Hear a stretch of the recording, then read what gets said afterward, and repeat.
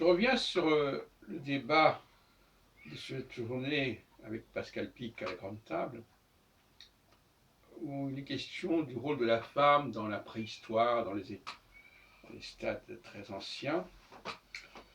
Et je crois qu'il faut introduire une dimension éthique dans le débat.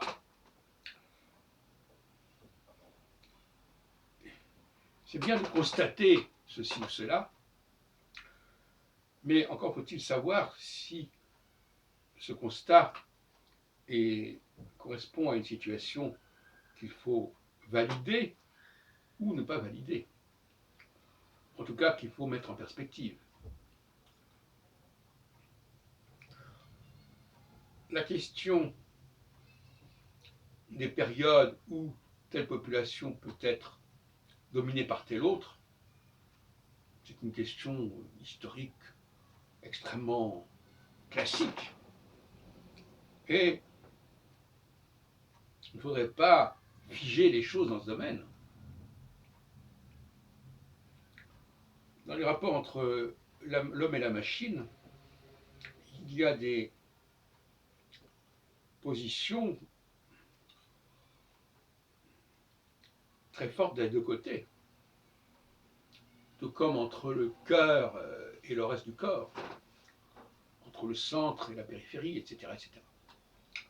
Donc constater qu'à un certain moment, par exemple la royauté française, sous Charles VI, Charles VII, a été en péril,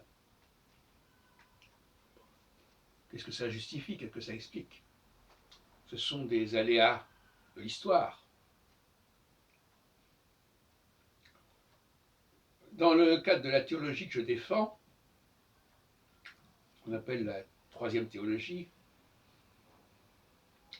il est clair que la machine, sous toutes ses formes, a été un danger considérable pour l'humanité. Et qu'elle le reste d'ailleurs plus que jamais. Et donc, par conséquent, le fait qu'à un moment donné, on puisse constater que la machine ait pu l'emporter, pourrait l'emporter, et alors? Et alors? Qu'est-ce qu'on en fait? Comment réagit-on? Comment résiste-t-on éventuellement? Et de quel côté est-on?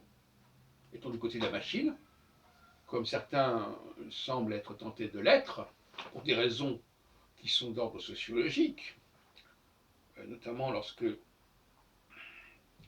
la machine semble être un moyen d'obtenir une certaine égalité, de rattraper, de pallier un certain décalage ou un certain handicap.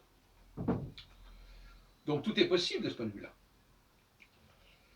Et je suis donc surpris, en tout cas, je m'insurge contre toute orientation non éthique de la chose, non philosophique de la chose, parce que la question n'est pas de savoir qui est dominant ou qui n'est pas dominant. La question est de savoir ce qu'on souhaite qu'il en soit, et d'autre part, ce qui est toxique ou ce qui est souhaitable, effectivement.